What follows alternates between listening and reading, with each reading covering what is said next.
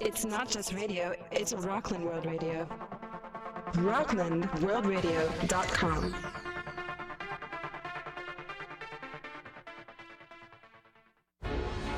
Welcome to Sober University, your next step to successful recovery, with Cheryl Adler, who says if you are going to crave anything, crave living life to the fullest. Maximize all you have and squander nothing. This program provides information to help you get your physical, mental, and spiritual house in order. And now, the host of Sober University, Cheryl Adler. Good evening. I'm feeling very enthused about tonight's show. And before we get started, please join us in our chat room at rocklandworldradio.com or call us with questions at 845-353-2910. Back by popular demand is my colleague, Bob Pargment, hypnotist extraordinaire from the Westchester Hypnosis Center. Bob has offices in Westchester, Connecticut, Manhattan, and Rockland. You can reach him at his website, westchesterhypnosis.com, or you can call him at 1-800-675-7583. And that's Bob saying he would love to hear from you. I would. Hi, Bob. Hi, Cheryl. How's it going? It's going well. How are you? I'm fabulous because I love the heat and the weather. It's beautiful out, isn't it? It is very nice, yes. It's a beautiful time of year. It is a beautiful time of year. It has me singing and dancing going down the street. And I would like to encourage all our listeners to get out on your bicycles, your rollerblades, take out your walking shoes, and get outside. Celebrate this new and wondrous season of spring as the earth is reawakening from winter's slumber. And so should you. Leap off your couches and breathe that fragrant spring air and feel how good it is to be alive. And it's really a wonderful time to pay attention, to look outward and really observe the beautiful colors, the baby green that you see on the little buds, right? My favorite color and my favorite time of year as a result, or I guess that's my favorite color because it is my favorite time of year. But yeah, I love that. I love that look, that yellow-green freshness of each little bud. Yeah, especially after the winter and the trees are bare and there's so much grayness and the short days. Yes. This is such an invitation to be outside and celebrate life. It is. Right? It is, absolutely. Yes. Rebirth, the time of rebirth. It's the time of rebirth. And so being alive is certainly the focus for sober living, what we talk about in the book that I've written that you can see right here, and what our show is all about is how to enhance your sober lifestyle. So without further ado, I want to welcome back Bob. And for anyone new to our show, Bob, can you give us a brief overview of hypnosis? What it is, how it works, and what types of issues?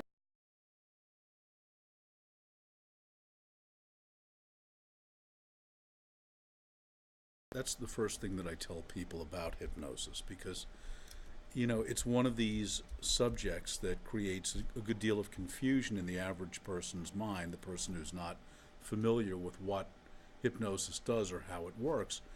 And so people assume that it's something that is something that's being done externally to them and created for them by somebody else. But in fact, you know, we have a phrase in hypnosis that all hypnosis is self-hypnosis.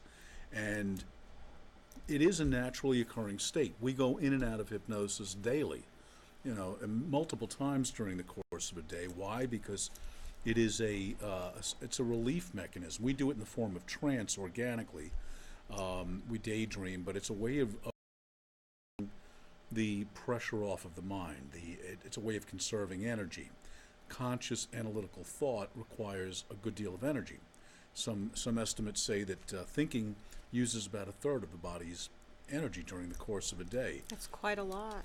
It's quite a lot. We use glucose, stored fat, basically, to power the brain. And like any well-designed system, our minds chill out after a certain time. We go into daydream. We get away from conscious analytical thought because that consumes a good deal of that energy source. Right. Anybody who's studied for a test, or really had to do some intense concentrating knows how tiring that can be. Yes. So like a car goes into a lower RPM when it stops at a traffic light, or your computer goes into hibernate mode, any well-designed system will have a mechanism to conserve energy. Our brains do the same thing with daydreaming or trance. So hypnosis is really just a deeper expression of that. Somebody like myself takes that to a deeper level. And you can't, just to cover these myths of hypnosis that people sometimes subscribe to or erroneously subscribe to, you can't be made to do anything that you would normally do in hypnosis. People derive that from watching stage hypnosis, but those are people who are acting, they do get hypnotized, but they're doing things that they want to do. They choose it. They choose it. And so it's just a state of profound relaxation. One of the more gratifying things that I hear after doing the session with somebody is to hear from them, this is the most relaxed I've ever been in my life. That's I hear profound. that all the time. It is profound, It and really I'm always grateful to be part of that. And Sure. so you asked me about some of the things that I address. The two top areas I would say are smoking and weight loss, smoking cessation and weight loss.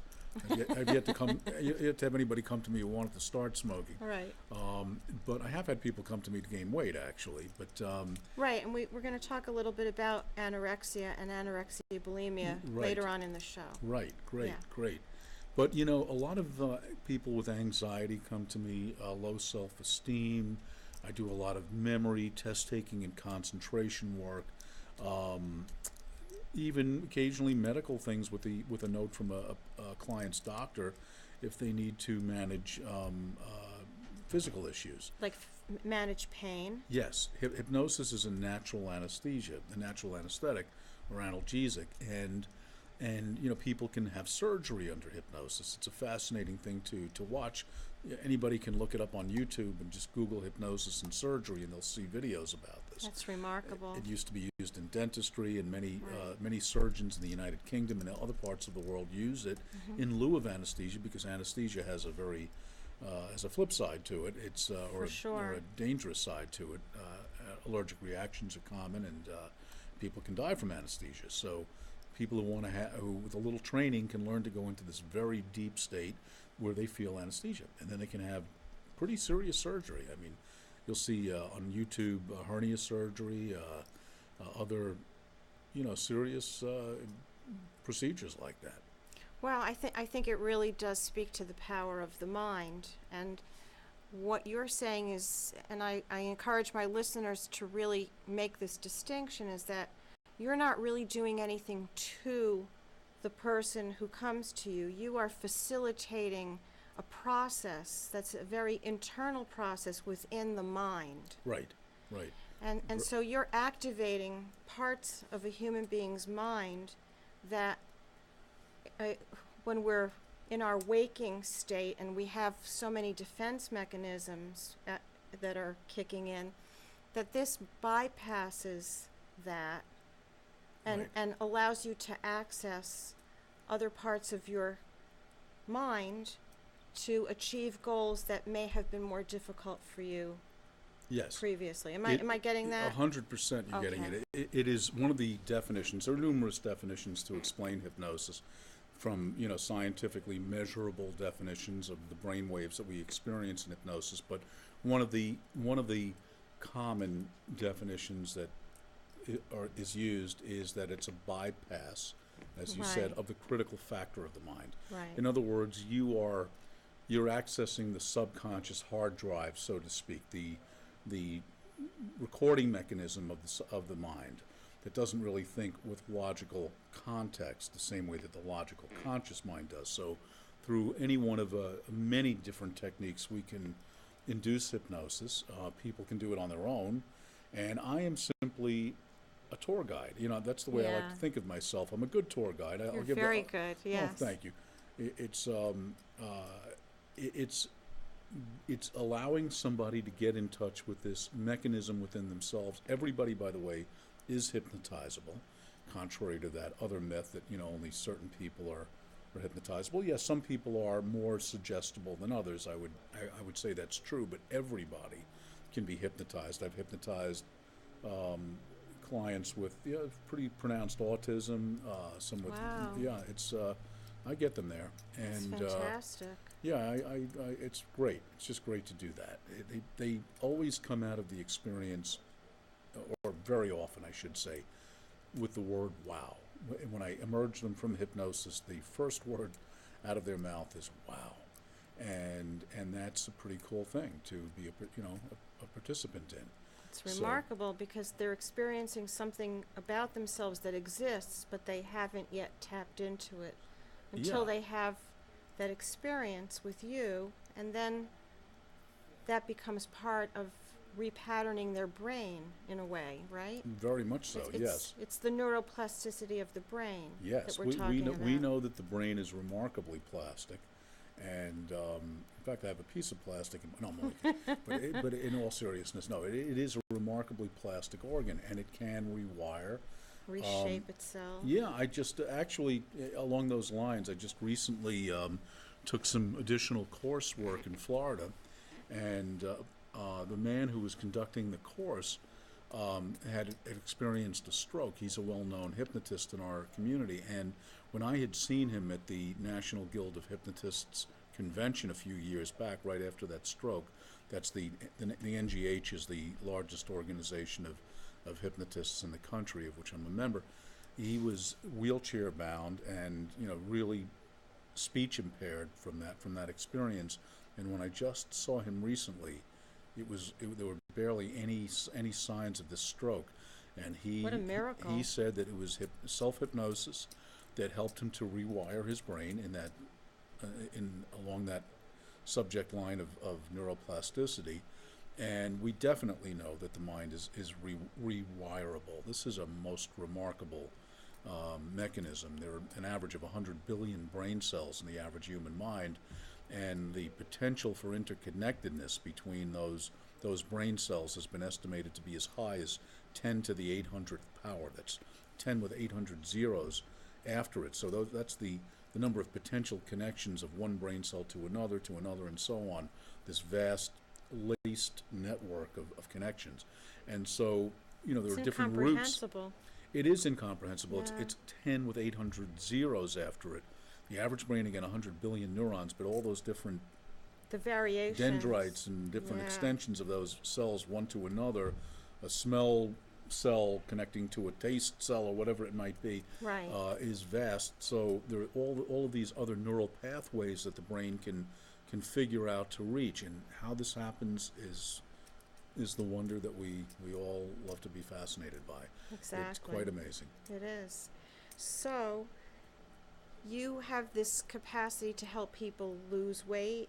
You have the capacity to help people who have been starving themselves and vomiting up food Yes. to develop an appetite. Yes. So, can you tell us how do people adapt to those new messages? What happens where an old message is really deleted and a new message is engaged? Yeah, often that's one approach. Deleting something, we can do that. You can create actually a type of amnesia in an individual for an old feeling sometimes. But I try to take it more from an empowerment perspective to install, in essence, a new program in that subconscious mind that is positive. So. Let's say somebody came to me for weight loss and had not been exercising. They'd given up on exercise. Rather than, for example, erasing that negative or absent behavior, the absence of exercise in their lives, where they forget about that way of being, it's more practical from my perspective to install a new program which makes them love exercise. So, Right. We're sort of inserting a little chip there into the brain that makes them love it. How do I do that?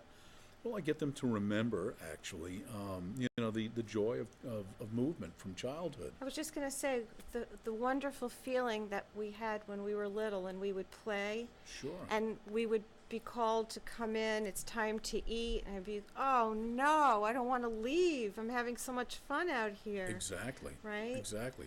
Yeah, we love to move. Yeah, watch little kids in action. They're just constantly In moving. motion, yeah. It is a human dynamic to move. We have the equipment to do that, arms and legs. So we love to move. We love to kick a ball. We love to play baseball. We love to swing on the swings or spin extend our arms and spin under the sky. Whatever we could do to move and experience the joy and the expression of movement. So that is something that we all remember. I mean, it's very rare that I've met somebody who didn't have that experience. And so I can tap into that memory and enhance that. And I do it with a lot of other, motivational messaging. And it makes people want to get up and do it. We somehow, later on in life, just to continue that thought, we confuse getting older with being sedentary. We forget that joy of movement, and we begin to use terms instead of play. We call it working out. Oh, wow, you're so right. And working, this isn't work, Who it's wants joy. to work out? We want to play. Want to play, So when I get on the treadmill or the elliptical and I put some music on, I feel like I'm playing or I'm dancing. I'm just in the motion. moment, in the motion, and I Yes. love that. Yeah, exactly. I Yeah. can relate to that. It's about how we frame it. How we frame it. That's Yeah. exactly right. So we need new frames. We need new frames. So in Nyack, there's a great frame shop. Yes, there is. There really is. So let's go back to the weight loss and also the weight gain. How do we? Well, actually, I wanted to add something, if I could. Of course you can. That it's okay It's to do your that. It's show. my show. I guess Right. You do can I add need whatever you permission want. here? That part of reframing. We said that might happen, right? We should just do it then. Okay, so part of reframing would be in the case of somebody who is so worried about what the number looks like on the scale, Right. or what their clothing size is, and obviously they have a clear goal in mind and they want to reach it, and we want to be their cheerleaders and their facilitators and help them do that. But sometimes I think that if the emphasis is so much on that, it does become an obstacle, as opposed to reframing it and saying, let's feel good. Let's think of wellness. Let's think of it in the context of wellness. Right. So it could be wellness could be giving up drinking or giving up drugs or learning to develop an appetite so you're not anorexic. So the underlying message could be embracing feeling good. Absolutely. What's not to embrace, right? I mean, you feel better. The problem is with most people is that, when they're trying to do this purely consciously, when their conscious mind is trying to direct them to change a behavior, the subconscious mind is often going to resist. There's that struggle. There's that struggle. It's the I and me, that we hear, the Right. angel and the devil, however you want to frame it. But, there's a resistance, and in too many cases what people forget is that for example, becoming thinner is a joyful experience. You feel lighter on your feet, you feel more energetic, you like the way that you look, you like the way that you feel. It has this wonderful effect, as opposed to framing it, as we too often do, as a struggle to lose those pounds. And what I work on that from many different angles in hypnosis, but I also give the message that you really, and I would say that this is helpful. This might be helpful to anybody out there who's looking to lose weight, whether it's with hypnosis or any other way, is to think of it just as a fraction of an ounce each and every day. Just a little incremental step that enables them to add up those reductions and ultimately into pounds. But people make the mistake of saying to themselves, "Oh, I've got to lose 10, 20, 30, 40, 50 pounds, whatever it might be. It's like climbing the Himalayas. Exactly. It's a ludicrous concept, really, because I think it becomes a self-defeating behavior. Precisely. And then you quit on yourself way too soon, rather than say, just for this meal, I'm going to focus on juicy fruits and vegetables, crispy, colorful food that's going to nourish me and put fuel in my tank so I can be at my optimum best. Yes, and those little incremental improvements beget other incremental Yes. improvements. Once you start giving yourself the permission in a very, very small way to make that little bit of progress, well, then it's not so difficult to make a little bit more. Next thing you know, that ounce that you've just, jettisoned from your body leads to another ounce, and 16 ounces equals a pound, and, and so on and so forth. Before you know it, you're there seamlessly. So you're right, looking at that mountain, it's just one step in front of another, and, one footstep in front of another, and as the old expression goes, every 1,000-mile journey begins with a single one step. step. So that's all you do. That's right. That's a wonderful approach. It's like saving money. People say, "Oh, Yeah. it's just loose change. I don't need it." But if you were to add all that up, if you That's had a right. metal detector and you could find all that loose change, Right. it could really add up, couldn't it? Well, it just so happens I have one, and I can. I wonder how I came up with that idea. But it really does. It adds up, and that's the trick. Don't make it into a mountain. Make it into a joyous experience. The joy of exercise, the joy of feeling healthy. When I do hypnotize somebody to lose weight, I like to get them to feel like they are a healthy gourmet, so that wonderful. they actually enjoy eating. They enjoy eating. The goal is that they'll feel satisfied eating less. So what I do in hypnosis is I hypnotize them to feel that way. It actually has some effect upon, I believe it's the limbic portion of the brain, or Yes. the most primitive mechanisms that control appetite, the apostat, as it's sometimes called, and it's quite interesting. After I give these suggestions to somebody that they're going to eat less and feel totally satisfied, I actually say one half. I hear it all the time. They'll come back to me for the next session and say, I sat down at a restaurant or at dinner that night, and every day since then, and I just can't eat more than half of the food on my plate. It's remarkable. Yeah. And I think we would want to achieve a similar goal with somebody who's been systematically starving themselves or binging and then purging. Yes. Would be to stimulate a healthy appetite in a way where they feel very safe. Right. Because the withholding of food for an anorexic is a form of deep control. Right. So in hypnosis, there can be other ways of gaining control in one's life Yes. and not starve yourself and risk illness and death as a result. Absolutely. So you would really approach it in a two-pronged way. Giving them a feeling of emotional and physical benefit from this, so that they feel safe keeping that food within, let's say. Yes, they feel digesting secure. it. Yes, that this is nourishing and nurturing and all of the cells of Loving. their body, but emotionally that they like that feeling of proper satisfaction, of just feeling that they've taken care of their body and their spirit by doing so. So it becomes less of an emotionally difficult issue for that. Exactly. Yeah. I would like it if we could segue into what I think is such a potent topic, which is what you've come up with, the power of yes and the power of no. Right.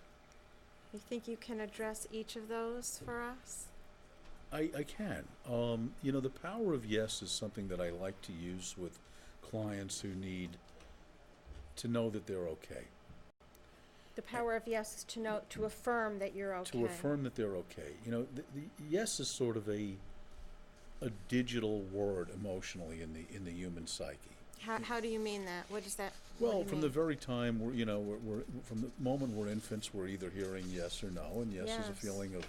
of encouragement and safety, and and so hearing that word And praise. and praise, absolutely, validation, yeah. Yeah. So, so people who are, who are maybe suffering from low self-esteem, need to know that that word is ready to be switched on. It's almost a digital word in my thinking, that, we're either feeling good or bad, and it's either yes or no. Okay. That's sort of the way that we relate to the world in the most basic terms, to the world in those terms. So by tapping into this feeling of yes, which is arguably imprinted in us even pre-birth, that, the conditions of the womb and the entire fertilization process were essentially an affirmation of that word yes. Mm-hmm. The conditions were just right. That one sperm that